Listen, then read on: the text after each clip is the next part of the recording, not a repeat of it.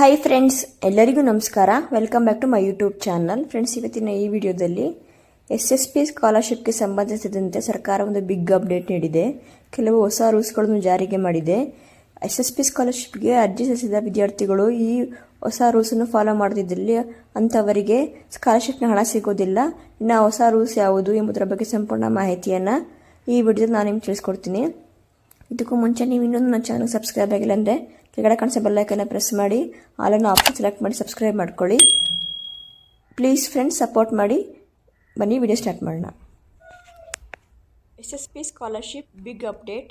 ಸ್ನೇಹಿತರೆ, ನಿಮಗೆಲ್ಲರಿಗೂ ಗೊತ್ತಿರುವಂತೆ ನಮ್ಮ ಕರ್ನಾಟಕ ರಾಜ್ಯ ಸರ್ಕಾರವು ವಿವಿಧ ಹಿಂದುಳಿದ ವರ್ಗದ ವಿದ್ಯಾರ್ಥಿಗಳಿಗೆ ಹಾಗೂ ಪರಿಶಿಷ್ಟ ಜಾತಿ ಮತ್ತು ಪರಿಶಿಷ್ಟ ಪಂಗಡದ ವಿದ್ಯಾರ್ಥಿಗಳಿಗೆ ಮತ್ತು ಬಡ ವಿದ್ಯಾರ್ಥಿಗಳಿಗೆ ಹಾಗೂ ವಿವಿಧ ಪಂಗಡ ಮತ್ತು ಸಮುದಾಯದ ವಿದ್ಯಾರ್ಥಿಗಳಿಗೆ ವಿವಿಧ ಇಲಾಖೆ ಅಡಿಯಲ್ಲಿ ವಿದ್ಯಾರ್ಥಿಗಳಿಗೆ ಉನ್ನತ ಶಿಕ್ಷಣ ಪಡೆಯಲು ಹಾಗೂ ಶಿಕ್ಷಣ ಪಡೆಯಲು ಪ್ರೋತ್ಸಾಹ ನೀಡುವ ಉದ್ದೇಶದಿಂದ ರಾಜ್ಯ ಸರ್ಕಾರ SSP ಸ್ಕಾಲರ್ಶಿಪ್ ಯೋಜನೆ ಅಡಿಯಲ್ಲಿ ವಿದ್ಯಾರ್ಥಿಗಳಿಗೆ ಆರ್ಥಿಕ ನೆರವು ನೀಡುತ್ತಿದೆ.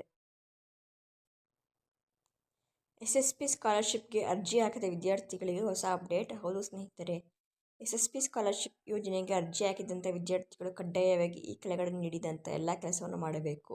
ಇದಕ್ಕೆ ಸಂಬಂಧಿಸಿದ ವಿವರಗಳನ್ನು ಕೆಳಗಡೆ ನೀಡುತ್ತೇವೆ. KYC ಮಾಡುವುದು ಕಡ್ಡಾಯ. ಸ್ನೇಹಿತರೆ, ಈಗಾಗಲೇ SSP ಸ್ಕಾಲರ್ಶಿಪ್ ಯೋಜನೆಗೆ ಅರ್ಜಿ ಸಲ್ಲಿಸಿದಂಥ ವಿದ್ಯಾರ್ಥಿಗಳು ಹಾಗೂ ಇನ್ನೂ ಹೊಸದಾಗಿ SSP ಸ್ಕಾಲರ್ಶಿಪ್ ಯೋಜನೆಗೆ ಅರ್ಜಿ ಸಲ್ಲಿಸಲು ಬಯಸುವ ವಿದ್ಯಾರ್ಥಿಗಳು ಕಡ್ಡಾಯವಾಗಿ ತಮ್ಮ ಸ್ಕಾಲರ್ಶಿಪ್ ಅರ್ಜಿಯ ಅಪ್ಡೇಟ್ ಅಥವಾ KYCಯನ್ನು ಲಿಂಕ್ ಇರುವ ಆಧಾರ್ ನಂಬರ್ ಮೂಲಕ OTP ಕಳಿಸಿ KYC ಪೂರ್ಣಗೊಳಿಸಬೇಕು ಅಂತ ವಿದ್ಯಾರ್ಥಿಗಳಿಗೆ ಮಾತ್ರ ಈ ಸ್ಕಾಲರ್ಶಿಪ್ ಹಣ ಸಿಗುತ್ತದೆ. ಆಧಾರ್ ಕಾರ್ಡ್ ಮತ್ತು ಮೊಬೈಲ್ ನಂಬರ್ ಲಿಂಕ್. ಹೌದು ಸ್ನೇಹಿತರೆ, SSP ಸ್ಕಾಲರ್ಶಿಪ್ಗೆ ಅರ್ಜಿ ಹಾಕಿದಂಥ ವಿದ್ಯಾರ್ಥಿಗಳು ತಮ್ಮ ಆಧಾರ್ ಕಾರ್ಡ್ಗೆ ಮೊಬೈಲ್ ನಂಬರ್ ಲಿಂಕ್ ಮಾಡುವುದು ಕಡ್ಡಾಯವಾಗಿದೆ. ಹಾಗಾಗಿ ವಿದ್ಯಾರ್ಥಿಗಳು ತಮ್ಮ ಆಧಾರ್ ಕಾರ್ಡಿಗೆ ಪೋಷಕರ ನಂಬರ್ ಅಥವಾ ನಿಮ್ಮ ಬಳಿ ಇರುವಂಥ ನಂಬರನ್ನು ಲಿಂಕ್ ಮಾಡಿ. Aadhaar card seeding. SSP scholarship ಯೋಜನೆಗೆ ಅರ್ಜಿ ಸಲ್ಲಿಸಿದ ವಿದ್ಯಾರ್ಥಿಗಳು ಕಡ್ಡಾಯವಾಗಿ ತಮ್ಮ ಬ್ಯಾಂಕ್ ಖಾತೆಗೆ KYC ಹಾಗೂ ಆಧಾರ್ ಕಾರ್ಡ್ ಲಿಂಕ್ ಮಾಡಿಸುವುದರ ಜೊತೆಗೆ ತಮ್ಮ ಬ್ಯಾಂಕ್ ಖಾತೆಗೆ ಆಧಾರ್ ಕಾರ್ಡ್ ಸೀಡಿಂಗ್ ಮಾಡಿಸುವುದು ಕಡ್ಡಾಯವಾಗಿದೆ. ಅಂಥ ವಿದ್ಯಾರ್ಥಿಗಳಿಗೆ ಮಾತ್ರ ಈ SSP ಸ್ಕಾಲರ್ಶಿಪ್ ಯೋಜನೆಯ ಹಣ ದೊರೆಯುತ್ತದೆ.